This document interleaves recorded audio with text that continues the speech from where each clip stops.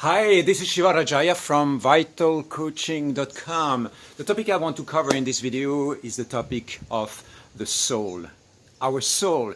This is something that is present in myths. It's a feeling, it's an internal sensation, it's present in religious beliefs, and still we don't know much about it. It's a very mysterious concept or idea or an aspect of our spiritual identity or spiritual anatomy, and basically all we have is vague feelings, scriptures in books in ancient secret languages, and what I want to do here is change a little bit the direction and go into intuitive exploration or intuitive research. So over the last few days I've been getting some insights that give me a little bit a few core mind frames to understand a little bit how the soul works and what it is about.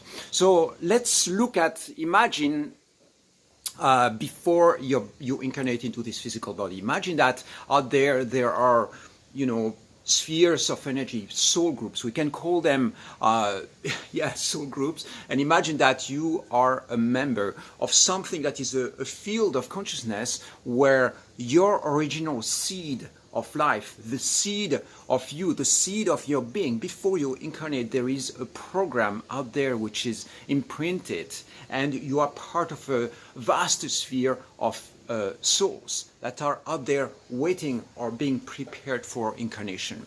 Then this seed of life or this original programs comes into incarnation and joins forces with the physical body to eventually create what you call your personality.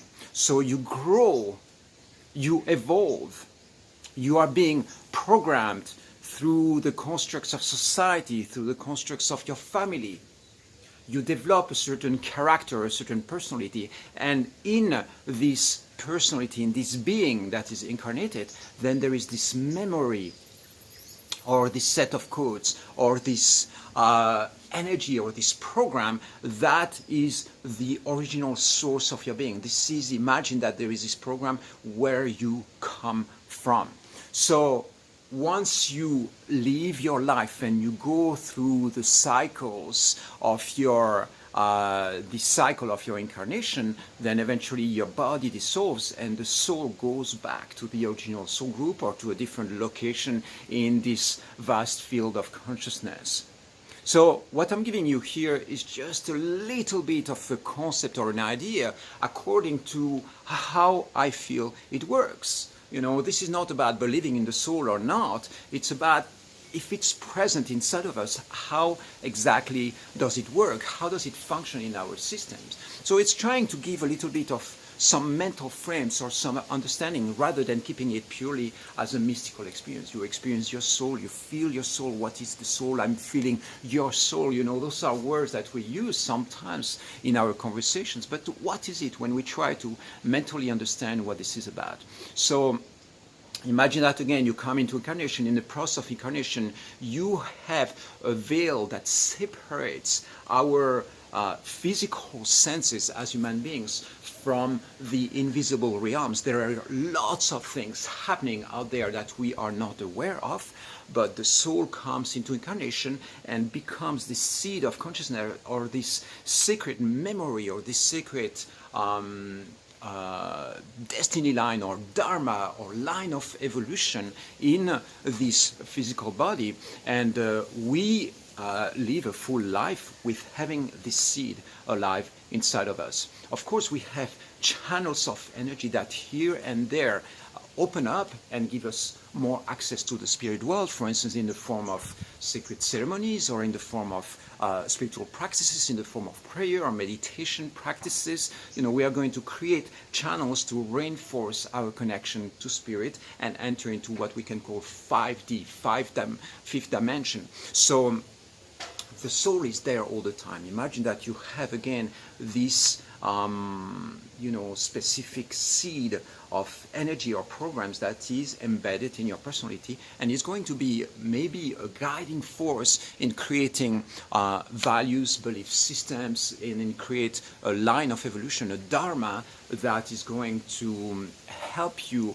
or guide you into manifesting what you're supposed to be manifesting in this lifetime. So those are just some, core ideas, mindsets. I will maybe record some more videos to give you some other insights that have inside my mind. I don't want to make it too long, but I want to also point out to the possibility that these souls, or where we come from, are being designed by higher intelligences. Imagine that we as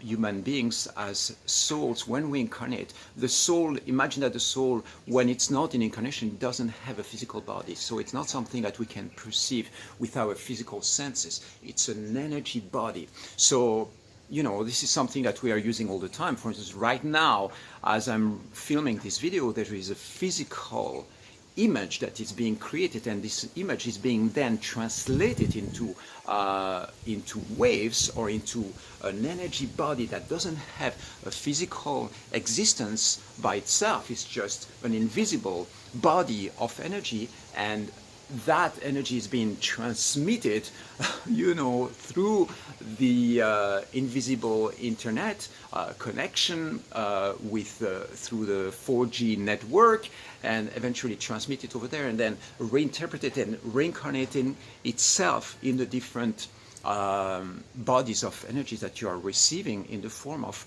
the website that you are watching, or the video that you are watching right now. So there is a translation of this physical body into a formless or invisible energy. It still has a form, but it's just not physically incarnated, and then that form reincarnates itself. So imagine that the same process happens to a soul. Imagine that right now my soul is there present with me. It's incarnated in the form of this physical body, and then it is, once my body is dissolved in the process of death, then my soul goes back to being part of a soul group, and then reincarnates itself in a different incarnation at a different time. So that would be, potentially explaining also what is exactly the process of reincarnation, and what is exactly being reincarnated. Is it, my nose, my ears, my physical body? Is it something more subtle, that is the program or the memory or the Akashic records of my life that are being recorded in the soul, and the soul retransmits that, and then I reincarnate myself, and then I go like, wow, it looks like I have had some past life somewhere in the Himalayas. That would be my interpretation. I go like, why is it that it feels so familiar to me? Maybe because my soul has already been going through those different steps, and then it feels familiar to me. And my mind, my personality, is going to interpret those signals as different images, different dreams, or different visions of what my past lives might have looked like. But that's already an interpretation of something that's probably much more complex than that. So I just want to give you these insights. I don't know what is your experience of your soul. Is this something that you believe in? Do you have mind frames, understandings about that? What are the beliefs that you function with? I'm really curious about that. It's, of course, it's an exploration that is evolving for me right now. I don't have a fixed set of frames or ideas. What I'm giving you right now are just some, vague, at this stage, vague insights about the nature of the soul. I hope you have a great day, and I'll see you soon for another video.